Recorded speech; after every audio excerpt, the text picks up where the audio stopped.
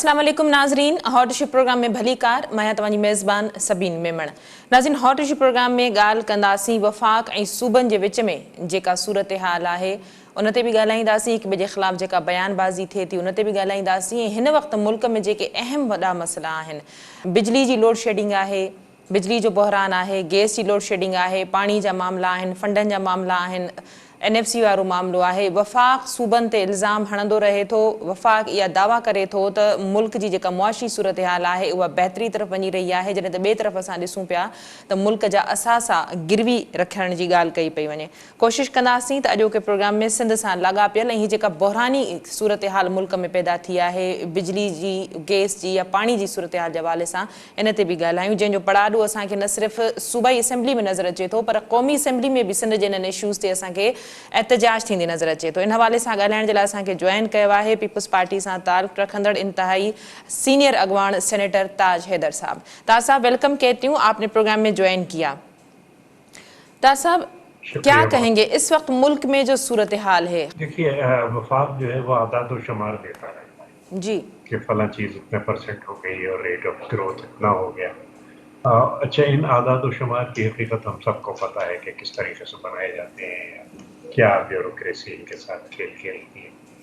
लेकिन अगर इनको सही मान भी लिया जाए तो फिर भी ये जो ग्रोथ है ये सिर्फ ऊपर के 1% ग्रोथ है, जो नीचे के 99% है उनके हालात जो है वो नहीं बदल रहे।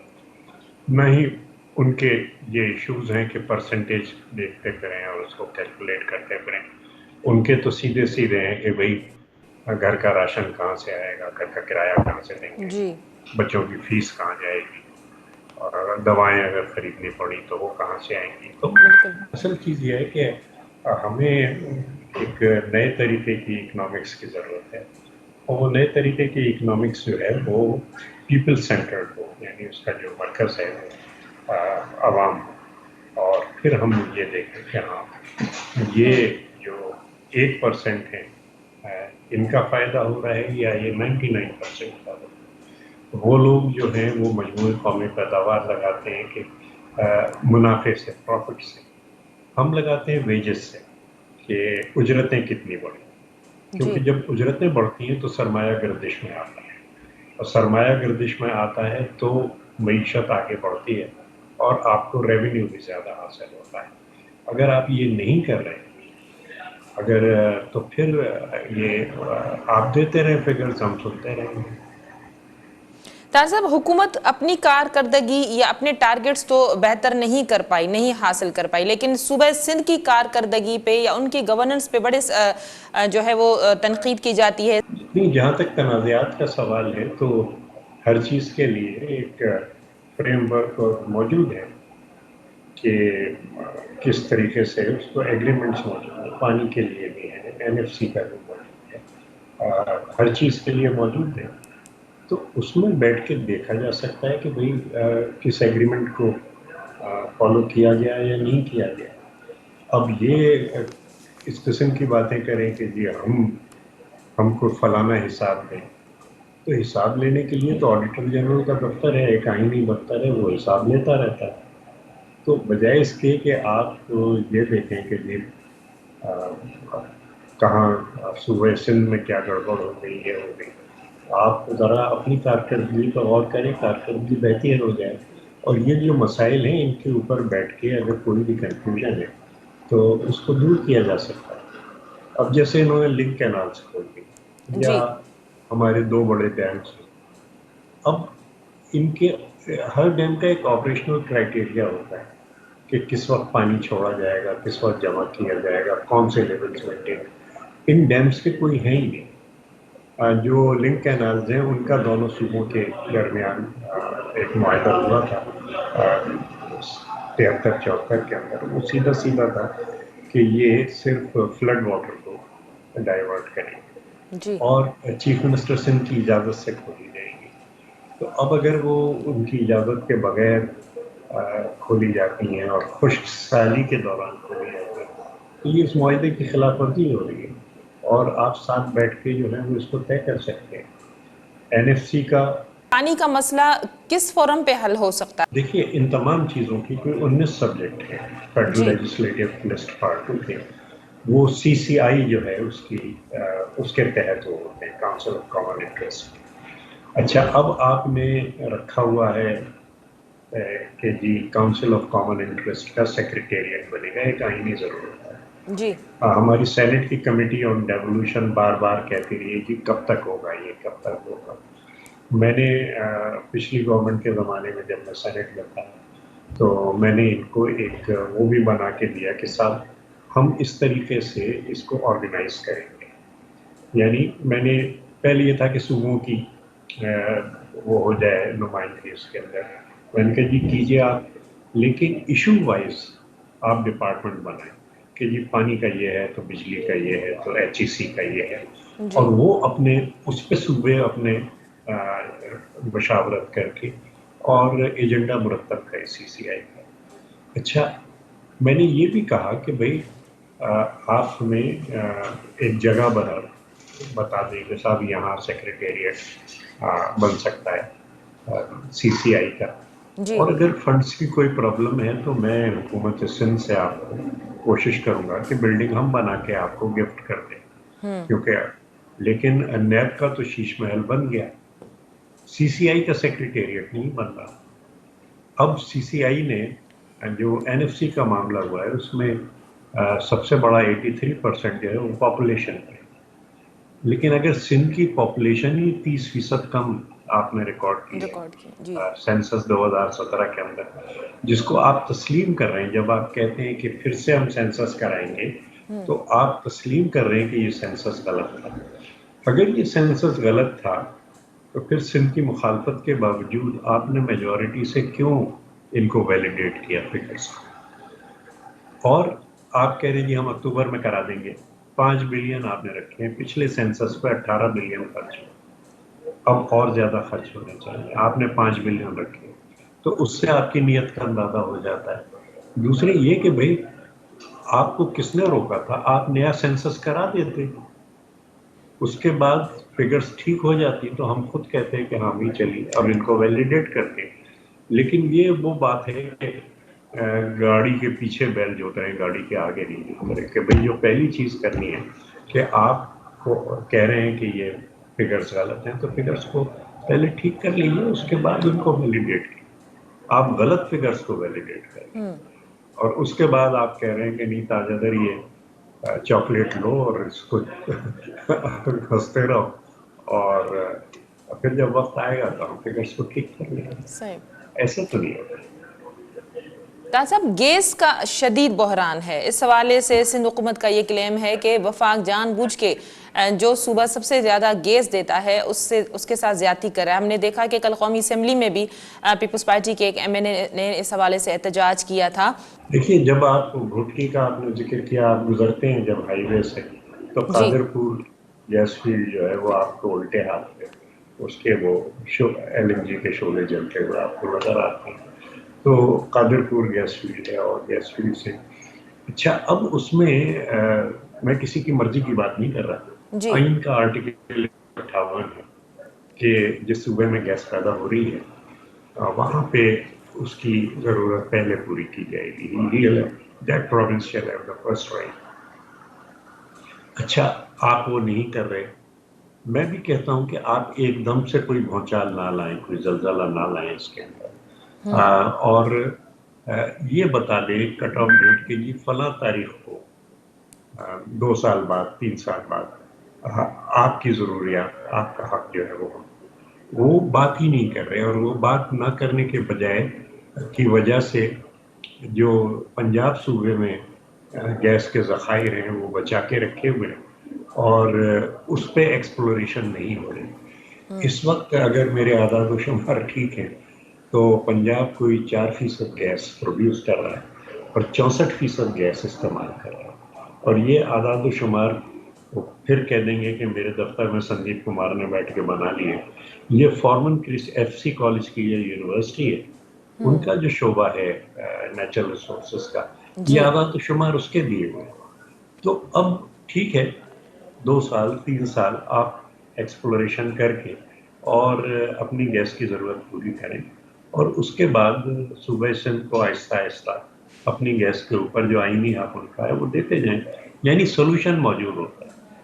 اس دن سینٹ میں شاہ محمود قریشی صاحب ایسے سبز باغ دکھا رہے تھے کہ جناب افغانستان میں امن ہو جائے گا، جی جب امن ہو جائے گا تو وہ تاپی گیس پائپ لائن آ جائے گی، جی اور پھر وہ تاپی گیس پائپ لائن یعنی پورے ملک کو کراس کر کے گوادر میں پہنچے گی، اور گوادر میں یوں ترقی ہوگی۔ گوادر سے 90 کلومیٹر دور ایران کی گیس پائپ لائن کھڑی ہوئی ہے، اور ہم اپنا حصہ نہیں ڈال رہے ہیں۔ تو اب یہ کہ جو چیز سامنے ہے، جو سلوشن آپ کے سامنے ہے کہ بھئی ایران سے لے لو، اور وہ جو امریکی پریشر ہے اس کو روکو، کیونکہ ہم نے تو امریکن پریشر کا مقابلہ کر کے زرداری صاحب نے جا کے وہاں انوگریٹ کر دی تھی، جی یہ جو ہے اس گیس پائپ لائن کو روک کے بیٹھے۔ اچھا میں نے اتنا تک کہا، گوادر پہ بن بھی رہا ہے شاید گیس ٹرمینل، میں نے کہا جی باہر سے جو درآمد کر رہے ہیں قطر وغیرہ سے، اس کو آپ گوادر پہ لیں اور وہاں سے پھر پائپ لائن لے کے آئیں، اور پھر جب بھی آپ پاک ایران گیس پائپ لائن بناتے ہیں تو وہ کنیکٹ ہو جائے گی، اور وہ میں نے ان کو یہ بھی یقین دلایا کہ جی شیعہ گیس اور سنی گیس آپس میں نہیں لڑیں گے، پھر آپ کو اگر یہ خطرہ ہے کہ ایران سے شیعہ گیس آ جائے گی، لیکن یہ کہ آپ کریں تو صحیح کچھ، دیکھیں سولوشنز موجود ہیں۔ اب آپ کہہ رہے ہیں کہ نہیں، اور حقیقت ہے جس کو کہ ہم برسوں سے کہہ رہے تھے کہ لڑائی اور شدید ہوگی، جو مذہبی انتہا پسندی اور دہشت گردی ہے اس کے خلاف اقدامات ہمیں اٹھانے چاہیے۔ افغانستان کے اندر حالات اور زیادہ خراب، اب آپ کہہ رہے ہیں صاحب وہ تو غلطی ہو گئی، وہاں پہ اور زیادہ خراب حالات ہو رہے ہیں۔ تو پھر وہ جو 15 دن پہلے ہمارے دوست کہہ رہے تھے وزیر خارجہ کہ یوں جناب تاپی کی گیس آئے گی اور یہ آئے گا اور وہ آئے گا، تو یہ تو ایک سہانے خواب دکھانا ہے، بلکہ یہ کہ ملک کے اندر گیس کی پیداوار بڑھائی جائے۔ 172(3) آرٹیکل 172(3) جو 18ویں ترمیم کے بعد پاس ہوا ہے، وہ 50% مالکی صوبوں کو دیتا ہے، جی ہمیں تو ایک پیسہ نہیں ملتا پروفٹ کا، اور آپ اگر اس کو 172(3) پہ عمل درآمد کریں تو صوبے اپنی اپنی گیس ڈیولپمنٹ کارپوریشن بنائیں گے، اور صوبوں میں ایکسپلوریشن اور پروڈکشن کا کام شروع ہو جائے گا۔ یہ جو ہے باہر سے ہر وقت گیس درآمد کرانا، وہ میرے خیال سے درست نہیں ہے۔ اچھا، اور یہ مجموعی طور پہ مسئلہ انرجی کا ہے، اور اس وقت جو ایک خطرناک بات ہو رہی ہے جی وہ یہ ہے کہ نئے ڈیم بنا رہے ہیں، اور بالکل جس طریقے سے ان دو پرانی ڈیمز کو پانی روک کے لیول اونچا کر کے زیادہ سے زیادہ بجلی بنانے کے لیے استعمال کرتے تھے، تو اس طریقے سے وہاں بھی پانی روکا جائے گا اور بجلی بنائی جائے گی، کیونکہ یہ ڈیم بھی پاور پلانٹ کے طور پہ استعمال ہو رہے تھے، نئے ڈیم بھی آپ پاور پلانٹ کے طور پہ استعمال کریں۔ حالانکہ جو ہمارا پانی کا معاہدہ ہے اس میں صاف لکھا ہے، بڑی جائز بات ہے، کہ ان کا آپریشن اس طریقے سے کیا جائے گا کہ صوبوں کی جو زراعت کے لیے پانی چاہیے اس کو ترجیح دی جائے گی۔ اچھا بالکل آپ ڈیم بنائیے، کیونکہ وہ سیلاب اس کے اندر جمع ہو جائے، اور پھر جب پانی کم ہو تو آپ اس پانی کو چھوڑیں، لیکن dam should be water projects, کہ وہ پانی کے پروجیکٹس ہونے چاہیے، وہ بجلی کے نہیں۔ بجلی جو بنتی ہے جس وقت پانی چھوڑتے ہیں وہ ٹھیک ہے، وہ آپ کو ایک سستی بجلی مل گئی، لیکن بجلی بنانے کے لیے آپ پانی کا لیول اونچا نہ کریں، نہ کریں۔ بلکہ فلڈ واٹر کی وہ ایک ہو۔ ہمیں بھی فائدہ یہ ہو جائے گا کہ دیکھیے نا، سندھ اور خاص طور سے بدین ڈاکٹر سکندر مہندر والا، یا تو وہاں پانی بالکل نہیں ہوتا، کھیتیاں خشک ہوتی ہیں، یا وہ 10 فٹ پانی کے نیچے ڈوبا ہوتا ہے، یعنی وہ بیچ کی جو ہے وہ سچویشن شاید 10 برسوں میں 2 دفعہ ہوتی ہے۔ لیکن یہ کہ اگر ان فلڈس کو کنٹرول کیا جا سکتا ہے ان ڈیمز کے ذریعے، تو اس سے تو بڑا ہمیں بھی فائدہ ہے، آپ کو بھی فائدہ ہے، پھر ضرورت کے وقت ہمیں پانی بھی میسر ہو سکتا ہے کہ پانی کی رسد کم ہو، دریاؤں میں پانی نیچے جائے، تو یہ نہیں کیا جاتا۔ سولوشنز بہت آسان ہوتے ہیں، ताहसाब और हुकूमत एफएक्टिवली मौजूदा हो। हुकूमत लगता है कि सॉल्यूशंस की तरफ जाना ही नहीं चाहती, और जैसा कि आपने कहा कि उनको सिर्फ नून लीग और पीपल्स पार्टी और ये करप्शन के हवाले से जो मामलात हैं उन्हीं को देखने की वजह से मुल्क इस वक्त बहरानी सूरत हाल से दो चार है। बिजली की लोड शेडिंग के हवाले से क्या कहेंगे? सिंध में गैर एलानिया जो बिजली की लोड शेडिंग है कि बहुत सस्ती बिजली के ऑप्शंस आपके पास मौजूद हैं। जी यानी मैंने कहा पार्लियामेंट में जो है वो सोलर पे चल रही है और वहीं पे बैठ के हमें फैसले करने होते हैं। और 60-70 लाख की 3 साल पहले तक हम बिजली बेच रहे थे, जो इस्लामाबाद की डिस्ट्रीब्यूशन कंपनी है उसको। मैंने चीफ मिनिस्टर साहब को भी पूरा नोट बना के भेजा कि आप सिंध सेक्रेटेरिएट की जितनी बिल्डिंग है उनको आप सोलर पे कर दीजिए, सिंध असेंबली को आप सोलर पे कर दीजिए। यानी साल के दौरान जो आपने बजट में पैसे रखे हैं बिजली के बिल अदा करने के, उनको उस कॉलम से निकाल के इन्वेस्टमेंट कॉलम पर डाल दीजिए कि जी हम ये सोलर पे, और जाहिर है कि उसके लिए आपको कर्जे भी मिल सकते हैं, सब मिल सकते हैं।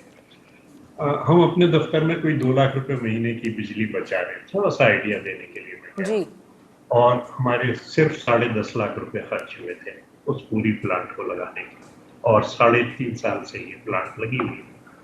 आप अगर देखें मिडिल ईस्ट, यहाँ पे गैस भी है, तेल भी है, हर जगह वहां पे 1200 मेगावाट की सोलर प्लांट्स लगी हुई है, और 2.4 सेंट पर यूनिट के हिसाब से वो जो है वो लोगों को बिजली मुहैया कर रही है।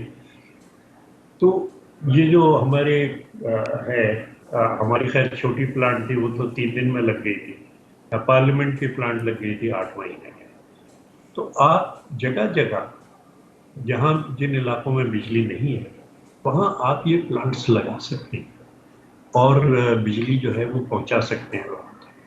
इस वक्त घर के अंदर हर तीसरे चौथे घर के ऊपर सोलर पैनल लगी हुई है और लोगों को बिजली मिल रही है। लेकिन ये कि जो असल मसला है, एक तरफ आप कहते हैं कि जी आपने पावर प्लांट्स लगा दी और जितनी बिजली की जरूरत नहीं थी वो है, दूसरी तरफ लोगों को बिजली नहीं मिली। मैंने खैरपुर में एक रात गुजारी, मैं इस्लामाबाद से वापस जा रहा था जी 2 घंटे को बिजली आती थी, 4 घंटे को नहीं आती। और वो जो हमारे अटेंडेंट थे कहने लगे साईं वो 16 पे चलाओ यार एसी, तो वो इतना ठंडा हो जाएगा कि वो 4 घंटे आपके गुजर जाएंगे। तो अब अगर ये सॉल्यूशंस हैं कि आप 16 पे चलाइए और ये नाज़रीन, प्रोग्राम जे सिलसिले खे जारी रखंदासीं, पर ते वक़्तु थियो आहे मुख़्तसिर वक़फ़े जो, वठूं था वक़फ़ो।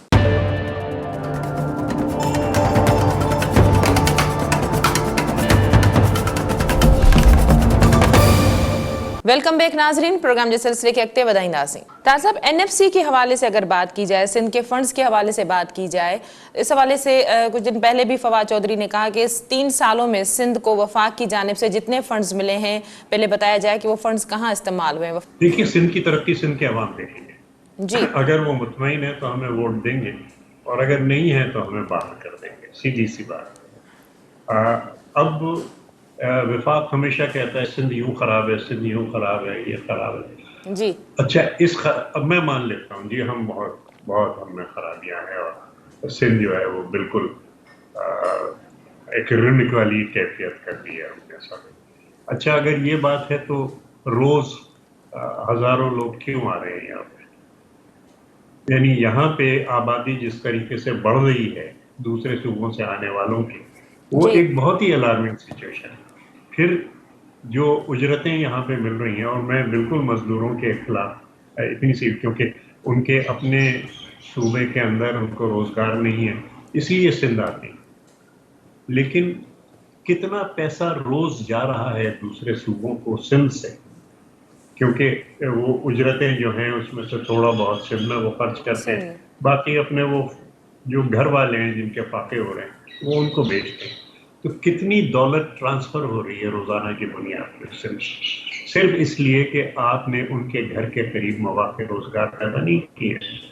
तो ये जो एक है, ठीक है, गरीब परवरी अच्छी बात है और सिंध हमेशा सुखी रहे और आलम सारा आबाद हो, लेकिन ये जो आप करते हैं कि कोई मरीज है, वो मरीज 1000 किलोमीटर दूर से आएगा और वो NICVD के अंदर سکھر میں یا کراچی کے اندر یا حیدرآباد کے اندر آپ اسے داخل کریں گے، اس کے ساتھ 2 تیماردار بھی آئیں گے، تو اس مریض کا وہیں پہ علاج کیوں نہیں ہو جاتا؟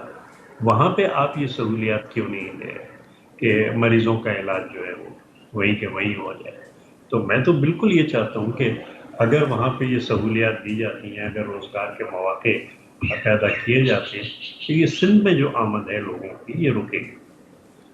سی پیک بن رہی تھی، میں جی کمیٹی کا چیئرمین تھا، جی تو میں نے کہا کہ نہیں، پختونخوا اور بلوچستان کے ذریعے کہ میں یہ روڈ جائے گی اور گوادر تک۔ اچھا، اب 2-4 دوستوں نے سندھ میں ذرا سی مجھ سے کہا کہ سائیں اگر یہ رستہ ادھر سے جا رہا ہے تو اس میں تو ہمارا فائدہ ہے، ہمارا ڈیپ سی پورٹ ہے۔ میں نے کہا یار یہ اگر تم کرتے ہو تو پھر 1 کروڑ مزید لوگ آئیں گے ان علاقوں سے، اس کے لیے بھی تیار ہو جاؤ۔ وہ بات ہم نے فوراً سمجھ لی کہ نہیں۔ اب ہمارے شہید بھائی یہ عثمان کاکڑ ہماری کمیٹی میں تھے، مجھ سے کہتے تھے کہ سائیں سندھ نے بڑی قربانی دی، آپ نے قربانی کی، آپ اپنا یہ چھوڑ کے ڈیولپمنٹ، آپ ہمارا ڈیولپمنٹ کریں۔ میں نے کہا عثمان دیکھو، جب تک کہ ڈیولپمنٹ کا جو ہے وہ بیلنس نہیں ہوگا، متوازن نہیں ہوگا، اس وقت تک ہم سب کا نقصان ہے۔ اور ہم جو آبادی ہماری بڑھ رہی ہے، دوسرے صوبوں کے لوگ آ رہے ہیں، اس کی وجہ سے جو مسائل پیدا ہو رہے ہیں، اور پھر ان کو گنا بھی نہیں جاتا، یعنی سینسس کے مردم شماری کے اندر جو دوسرے صوبوں سے لوگ آئے تھے ان کو سندھ کی آبادی میں نہیں گنا گیا۔ تو اب یہ ہمارے ساتھ جو زیادتیاں ہو رہی ہیں، ان کے حل موجود ہیں، آپ کیوں نہیں ان حلوں کو کرتے؟ بیٹھیے، حل ہم پیش کرتے ہیں، آپ کیجیے اسے۔ آپ سی سی آئی کا سیکریٹریٹ کہتے ہیں جی ہم نہیں بنا سکتے، بھئی ہمیں بتا دیجئے کہ یہ زمین ہے، یہاں ہم بنا لیجیے، ہم سندھ سے، میں مراد علی شاہ کا قلم چلے گا، ہم کر دیں گے کہ بھئی بلڈنگ ہم بنا کے دے دیتے ہیں، کام تو شروع کیجیے، آئین کو تو پورا کیجیے۔ تو اب یہ تمام چیزیں جو ہیں یہ ہو رہی ہیں، اور سمجھ میں نہیں آ رہا کہ اس میں کس کا فائدہ ہے اور کس کا۔ کچھ لوگ ملک کو پسماندہ رکھنا چاہتے ہیں اور وہ یہ کر رہے ہیں۔ اور میں نے کچھ جل کے پرسوں کسی سے کہا، میں نے کہا ٹھیک ہے یار، آپ سندھ کو برا بھلا کہتے رہیں، ہمیں برا بھلا کہتے رہیں، اور اپنی ضمانت وہاں ضبط کراتے رہیں۔ یعنی ابھی ماتلی کے اندر 414 ووٹ آئے، جی ہمارے 46,000 ووٹ تھے۔ تو یہ سارا اس میں، یا 249 کے اندر جو کچھ ہوا، الیکشن لڑنا جانتے نہیں، کام کرنا جانتے نہیں، بس برا بھلا کہہ کے وہ سوچتے کہ۔ تاز صاحب، ایک بہت اہم معاملہ جو ابھی چل رہا ہے سندھ ایکشن کمیٹی کے حوالے سے، اس پہ میں ضرور آپ کا موقف جاننا چاہوں گی۔ دیکھیے، سندھ کی زمین پر پہلا حق جو وہاں بستے ہیں لوگوں کا ہے، اور مجھے ان سے بھی ذرا سی شکایت ہے کہ ہم نے عبداللہ شاہ کے زمانے میں ہر گوٹ کے ساتھ زمین رکھی تھی جو جی کامن زمین تھی، شاملاتی زمین تھی۔ وہاں جو چنگے مڑس تھے اس گوٹ کے، انہوں نے ایک سلسلہ شروع کر دیا کہ وہ دوسروں کو بیچنی شروع کر دی سستے دام پہ۔ تو اب اس کی وجہ سے یہ جو ہے قبضے جو شروع ہو گئے، بہت سے خریدے گئے، اور خریدے بھی اگر اونے پانے دامے خریدے گئے تو وہ اس کو میں سیل نہیں کہتا کہ آپ نے کسی کی مجبوری سے فائدہ اٹھا کے اندر اس کی زمین۔ پھر یہ ہوا کہ جی زور زبردستی کے ساتھ وہ کیسز بھی ہوئے، خاص طور سے جس واقعے کا آپ ذکر کر رہی ہیں اس سے پہلے ان کے گارڈز جو تھے وہ کچھ پولیس والوں کے ساتھ مل کے انہوں نے یہ بھی کیا کہ زبردستی ان گوٹوں کی زمین کا قبضہ کیا، اور جی یہ تمام صنعت کہیں سے بھی بن جاتی ہے، وہ صنعت کی تو اتنی اہمیت نہیں ہے۔ اصل بات جو ہوئی کہ کچھ لوگ بھیجے گئے جنہوں نے وہاں توڑ پھوڑ کی، پاکستان کے خلاف نعرے لگائے، اور جو ایک پرامن مظاہرہ تھا، اور میں خود اس مظاہرے میں نہیں تھا، لیکن مجھے جو رپورٹس آئی ہیں دوستوں کی، وہ یہ تھا کہ بار بار اپیلیں کی جاتی رہی اور پولیس کو کہتے رہے کہ جناب آپ جا کے ان کو روکیے، یہ ہمارے لوگ نہیں ہیں، اور اس کو بہانہ بنایا گیا اور یہ تمام چیزیں کی گئی، اور ایک کنفیوژن اس اہم مسئلے کے اوپر کریٹ کیا گیا۔ پرسوں رات یہی مسئلہ ہوا سینیٹر عثمان کاکڑ کی نماز کے اوپر۔ جی سندھ حکومت نے قائد اعظم کے مزار کے سامنے جو میدان ہے وہاں انتظامات کر رکھے تھے، وہاں بھی کچھ لوگوں کو بھیجا گیا اور انہوں نے نعرے پاکستان کے خلاف لگانے شروع کر دیے۔ رینجرز وہاں گھس گئی، انہوں نے کہا جی نماز یہاں پہ نہیں ہوگی، اور چیف منسٹر ہاؤس نے بالکل لاسٹ منٹ پہ جا کے اس کو کنٹرول کیا کہ نہیں بھائی کوئی نعرے وعرے نہیں لگیں. تو یہ لوگ بھیجے جاتے ہیں, یہ ایجنٹ پرووکیٹرز ہوتے ہیں کہ وہ پھر ان کے لیے بہانہ دے دیں کہ جو اصل چیز ہے, جو ظلم ہو رہا ہے, اس پہ پردہ پڑ جائے. تاج صاحب جو لوگ بھیجے گئے کیا وہ ابھی تک ان نون ہے, نامعلوم ہے؟ سبین, میں سندھ پارٹی کا ایک اہم رکن ہوں. کہتے ہیں لوگ کہ جی بہت پاورفل ہے طالب پارٹی میں بھی اور گورنمنٹ میں بھی. اس میں مسلسل 4 مہینے تک جو میرا گھر ہے اس کے اندر بریک ان ہوئے ہر مہینے کی 9 تاریخ کو. یہاں تک کہ 5ویں مہینے ایک اخبار نے خبر بھی لگا دی کہ آج تاجدر کے گھر میں بریک ان کا خطرہ ہے کیونکہ آج 9 تاریخ ہے. تو اور سینکڑوں فنگر پرنٹ لیے گئے کیونکہ وہ سارے کاغذات اٹھا کے اور سارے جو ہمارے کپڑے اور بستر وہ پھینک کے چلے جاتے تھے. اور میری بیگم نے کہا کہ میں ایک نوٹس لگا دیتی ہوں کہ بھئی آپ کو جو بھی لینا ہے لے لیجیے, لیکن ہمارا گھر درم برم نہ کیجیے کیونکہ مجھے آ کے پھر اس کو ٹھیک کرنا پڑتا ہے. عشرہ محرم کو جب میں تھر میں تھا اور وہاں کے لوگوں کے ساتھ عشرے میں شامل تھا, میں اور میری بیگم, ہمارے گھر کے اندر بریک نہیں ہوا. ان تمام فنگر پرنٹس کے باوجود مجھے کہا گیا کہ جناب ان لوگوں پہ ہاتھ نہیں ڈالا جا سکتا. تو اب وہ کون لوگ ہیں کہ جن پہ ہاتھ نہیں ڈالا جا سکتا؟ وہ فنگر پرنٹس ریکارڈ کے, اور یہ میرے ساتھ ہو رہا ہے. تو پھر جو چیز سڑک پہ ہو رہی ہے, جو تمام چیزیں, لیکن یہ کہ کچھ قوتیں ہیں ملک کے اندر ایسی جو زیادتی بھی کرتی ہیں اور جو دوسروں کو الزام بھی دیتی ہیں. تاج صاحب یہ تو آپ نے بالکل اوپن طریقے سے بتا دیا کہ اس معاملے میں جو قوتیں ہیں, جو لوگ ہیں, ان پہ ہاتھ نہیں ڈالا جا سکتا, ان کا کچھ نہیں بگاڑا جا سکتا. میں اوپن بات کرتا ہوں, یہ وہ چیز ہے جو آپ کو بھی پتا ہے, سب کو پتا ہے. تاج صاحب لیکن سعید غنی صاحب نے اور پیپلز پارٹی کے وزراء نے بڑے کھلے طریقے سے کہا کہ اس معاملے کو لسانیت کی طرف لے جانے کی کوشش کی جا رہی ہے, قوم پرستوں کی جانب سے بھی کہا گیا. اور آپ نے دیکھا کہ 3 جولائی کو ایم کیو ایم پاکستان نے اس حوالے سے ایک ریلی کا بھی انہوں نے کہا ہے, اعلان کیا ہے, اور ایم کیو ایم پاکستان کے تانے بانے اس معاملے سے بڑے ملتے جلتے ہیں, یہ کہا گیا. تو اس حوالے سے آپ کیا کہیں گے؟ دیکھیے, ایم کیو ایم کے بانی الطاف حسین صاحب ہیں اور فکر جو ہے وہ ان کی ہے جو کہ ایم کیو ایم کے اندر چل رہی ہے اب تک. الطاف حسین صاحب کا ایک ویڈیو پرسوں آیا ہے بحریہ کے مسئلے, شاید آپ کی نظر سے گزرا ہو, جی, جس میں انہوں نے سندھی بھائیوں کو سیلوٹ کیا اور کہا ہے کہ سندھ کی آزادی کا آغاز ہو گیا. تو اب اس ویڈیو کو دیکھ لیا جائے, مطلب کوئی ڈھکی چھپی بات نہیں ہے. اگر آپ کی نظر سے نہیں گزرا میں آپ کو بھیج دیتا, کیونکہ مجھے بھی کہیں سے آیا تھا, انہوں نے سیلیوٹ کیا.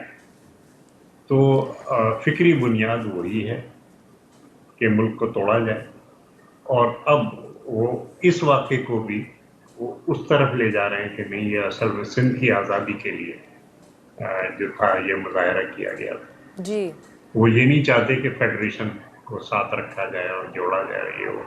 تو اگر آپ اس پس منظر میں دیکھیں کہ ایم کیو ایم کیا کر رہی ہے, کس طریقے سے کر رہی ہے, کہاں سے ہدایات دے رہی ہے, بہت سی چیزیں واضح ہو جائیں گی. ہو سکتا ہے کہ میں غلط ہوں, لیکن وہ جو انہوں نے سیلوٹ کیا ہے میرے بھائی ایاز لطیف پلیجو کو, پیپلز پارٹی کا کوئی ایسا وفد نہیں بن سکا جو سندھ ایکشن کمیٹی کے جو لیڈران ہیں ان سے ملاقات کریں تاکہ معاملہ کلیئر ہو جائے, کیونکہ سندھ میں پیپلز پارٹی کی حکومت ہے. اگر پیپلز پارٹی خود کو الگ رکھتی ہے, جیسے آپ نے کہا کچھ قوتیں ایسی ہیں, تو پیپلز پارٹی بری الذمہ تو نہیں ہو سکتی اس سارے معاملے میں؟ نہیں, میں بالکل یہ نہیں کہتا. اور یہ کہ جو بھی ڈیمیج ہوئی ہے اس کا ازالہ کرنے کے لیے جو نقصانات ہو رہے ہیں اس میں پیپلز پارٹی آگے آئے گی, اور کوئی ایسی بات نہیں ہے. لیکن جب تک کہ تمام سیاسی قوتیں متحد نہیں ہوں گی ان قوتوں کے خلاف, اس وقت تک یہ مسائل چلتے رہیں گے. وہ جو گوٹ ہیں ہمارے وہ بھی غیر محفوظ ہیں, اور سندھ پارٹی کے اس سینئر رہنما کا گھر بھی غیر محفوظ. اسی طریقے سے اگر پولیس کے اعلیٰ افسران اس گھر میں بیٹھ کے کہتے ہیں کہ صاحب ان پہ ہاتھ نہیں ڈالا جا سکتا, تو پھر میں بھی سمجھ رہا ہوں، وہ بھی سمجھ رہے ہیں اور سب چیزیں. تو ایک صورتحال ہے جو کہ ایک انفارچونیٹ صورتحال ہے، اور میرے خیال سے تمام سیاسی قوتوں کو بجائے اس کے کہ ان کے اعلی کار بنے، ایک اتحاد ہونا چاہیے کہ جناب ان قوتوں کی مداخلت ہماری سیاست کے اندر نہیں ہے. طاہر صاحب، اس کے لیے پہلا قدم کیا پیپلز پارٹی کو نہیں اٹھانا چاہیے؟ ہم کب سے قدم اٹھا رہے ہیں. پہلی دفعہ تو ذوالفقار علی بھٹو کو ہی شہید کیا گیا تھا نا، پھانسی پہ جی چڑھایا گیا. تو ہم تو شہادتیں قبول کر رہے ہیں، شہادتیں ہو رہی ہیں.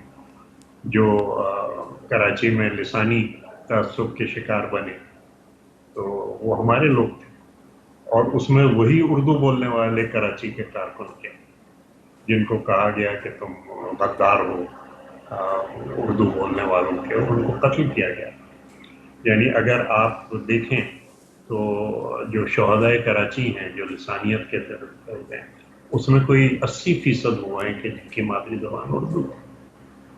تو اب یہ تو قربانیاں چل رہی ہیں، لیکن اصل میں جو ضرورت ہے وہ اس کی ہے کہ ہم سب ہم آواز ہوں اور ہم سب کہیں کہ یہ اب بالکل یہ جو ایک ہو جاتا ہے نا کہ کوئی چیز ہوئی کسی اور نے کی، اس اور کا نام لینے کے بجائے آپ کہتے ہیں نہیں پیپلز پارٹی کی ذمہ داری. نہیں بھائی، ہم سب آپ ہمارے ساتھ مل کے اور ان کے خلاف اگر پوائنٹ آؤٹ کریں گے جی تو ہم سب مضبوط ہوں گے. ہم سب، ہمارا سندھ مضبوط ہوگا، ہمارا پاکستان مضبوط ہوگا. تو یہ چیز جو ہے یہ انتہائی ضروری ہے. اور میں اپنے تمام دوستوں سے، اور مجھے فخر ہے اس بات پہ کہ وہ تمام دوست جو ہیں وہ میری بات کو بڑے غور سے سنتے ہیں اور بڑی محبت مجھے حاصل ہے ان کی. میں ان سے یہی کہوں گا کہ دیکھیں ایک ایسا ہونا چاہیے. اور سندھ کے مسائل پہ جب بھی میں گیا ہوں، NFC ہو یا دوسرا بھی ہو، تو انہوں نے بڑی محبت سے بٹھایا ہے، بڑی میزبانی کی ہے، میری بات سنی ہے. اور اس سے مجھے ہمت بھی ہوئی. سینسس کے مسئلے پہ آپ نے دیکھا ہوگا کہ میں پورا ایک ہائی پاورڈ وفد لے کے MKM کے پاس بھی گیا، اور جی میں نے ان بالکل، کو کہا کہ صرف کراچی کی بات نہ کرو، سب کی بات کرو. سب لیکن کی بات. بات فوراً پلٹ جاتی. یعنی جب میں باہر نکلا وہاں سے تو کوئی 50 چینل میں نے بیان دے دیا کہ صاحب ہماری یہ بات ہوئی ہے فلاں. سوال پہلا آیا کہ آپ ان کو گورنمنٹ میں شامل کر رہے ہیں کہ نہیں. اگلے دن ایک بہت بڑے روزنامے نے ہیڈ لائن 600 روپے لگائی کہ سیاسی جوڑ توڑ کا سلسلہ شروع ہو گیا. نہیں، سیاسی جوڑ توڑ نہیں ہے، ہم ایشوز پر بات کر رہے ہیں، اور ایشوز پہ ہم ایک بہت بڑی بیس بنانا چاہتے ہیں. ایک اور جماعت ہے جو کہتی ہے نہیں کراچی کی آبادی ٹھیک کرو. میں ان سے 4 دفعہ کہہ چکا ہوں کہ جناب علی میں حاضر ہوں، اور میں آپ کو آ کے صرف یہ دینا چاہتا ہوں چیزیں کہ سندھ کی حقیقی آبادی کتنی ہے، اور دوسرے علاقوں میں، سندھ کے دوسرے علاقوں کے اندر کس طریقے سے اس آبادی کو کم کیا گیا ہے. وہ اتنا میرا خیال کرتے ہیں، سب کرتے ہیں. اس بات کے لیے تیار نہیں ہے کہ میں جا کے انہیں وہ دے سکوں و شمار اور ہر چیز ان کے سامنے رکھ سکوں کہ صاحب یہ ملٹی انڈیکیٹر کلسٹر سروے ہے، اس کی یہ فگرز ہے، یہ یونیسیف نے کرایا ہے، یہ سندھ کی حقیقی آبادی اتنی نہیں. اس پہ تعاون نہیں ملتا. تو جب تک ہم اس میں رہیں گے کہ پیپلز پارٹی کو کیسے بدنام کریں، میرے خیال سے دوسروں کو موقع ملتا رہے گا. اور میں نے اپنے MKM کے دوستوں سے یہی کہا، جی میں نے کہا بھائی ہمیں تمہیں بیٹھ کے یہ مسئلے حل کرنے ہیں، مشورہ کرنا ہے. اور آپ کی نمائندگی ہو نہ ہو، کسی اور کی نمائندگی ہو نہ ہو، کوئی بھی اگر ایک اوپینین رکھ رہا ہے اور سامنے لا رہا ہے، ہمارے لیے فخر کی بات ہے کہ ہم اس کے پاس جائیں اور اس سے بات کریں، جی کیونکہ بالکل. رائے کی اہمیت ہے.